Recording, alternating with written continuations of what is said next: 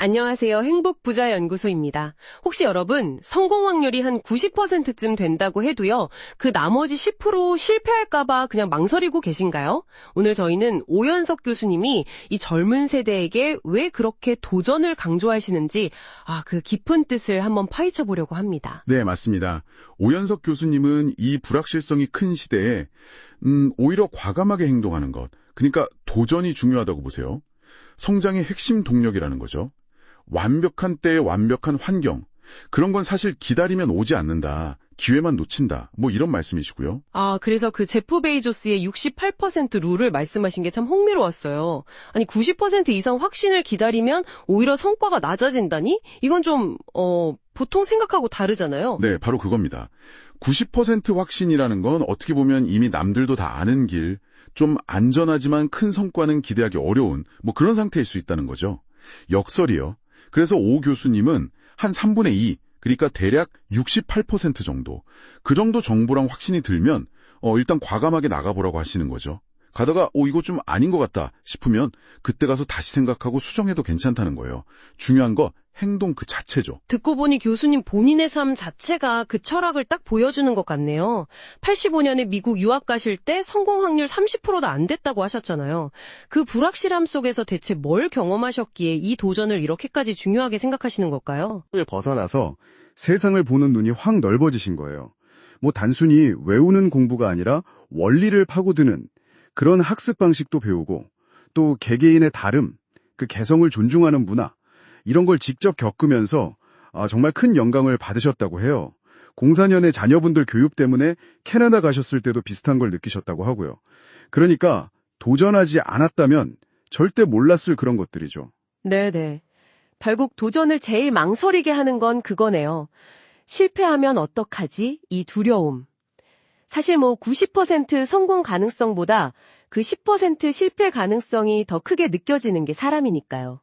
맞아요. 교수님이 바로 그 점을 이야기하시는 겁니다.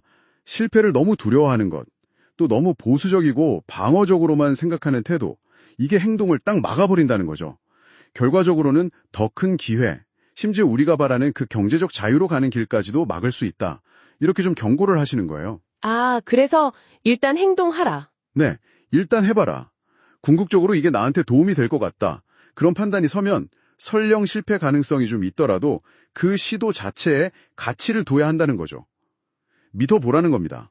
그럼 지금 이 시대를 살아가는 청년들에게는 구체적으로 어떤 조언을 주시나요? 특히 젊은 세대들한테는 더 넓은 세상으로 나가라고, 네, 그렇게 권하세요. 미국, 중국, 인도, 유럽은 물론이고 아시아나 아프리카처럼 성장 가능성이 큰 나라들 있잖아요. 그런데 직접 가서 부딪혀 보면서 경험 쌓고 자기만의 전문성을 키워라. 이런 말씀이신데요. 핵심은 그거죠. 젊을 때의 그 패기, 그 호연직이라고 하시던가요? 네, 호연지기. 네.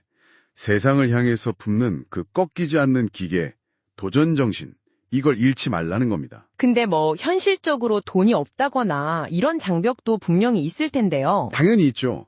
근데 환경 탓만 하고 주저앉지 말라는 거예요. 일단 떠나서 거기서 방법을 찾아보라는 거죠.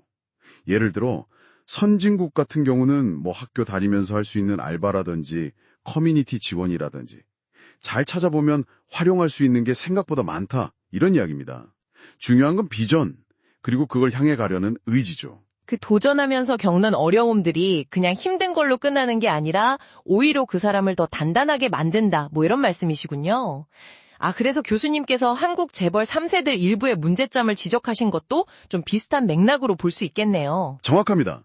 어려움 없이 너무 편하게 자란 환경이 때로는 다른 사람의 아픔에 공감하는 능력을 좀 부족하게 만들 수 있다는 그런 시각이죠.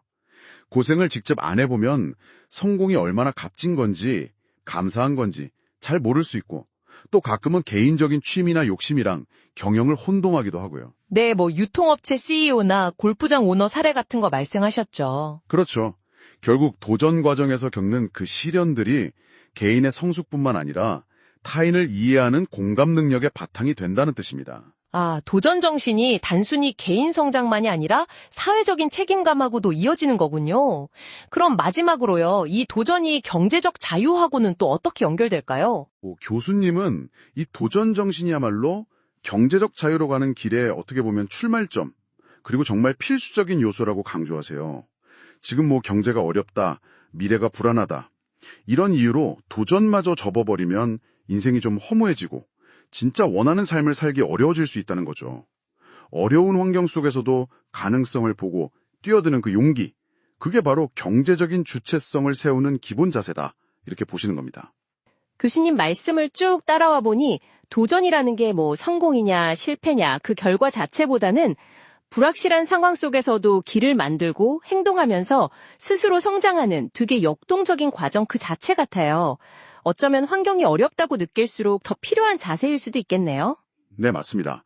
특히 젊은 청년들이 한국에만 있지 말고 더 넓은 세계 무대에 나가서 자기 가능성을 한번 시험해보라고 아주 강하게 권하셨죠.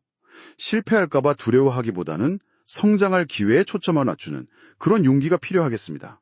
오늘 이 이야기 들으신 여러분은 지금 어떤 도전을 앞두고 계신가요? 혹시 마음속 어딘가에서 그 10% 실패 가능성 때문에 망설이고 있는 게 있다면 그 도전을 통해서 내가 진짜 얻고 싶은 게 뭔지 그 가치를 한번 떠올려보는 시간을 가져보시는 건 어떨까요? 지금까지 행복부자연구소였습니다.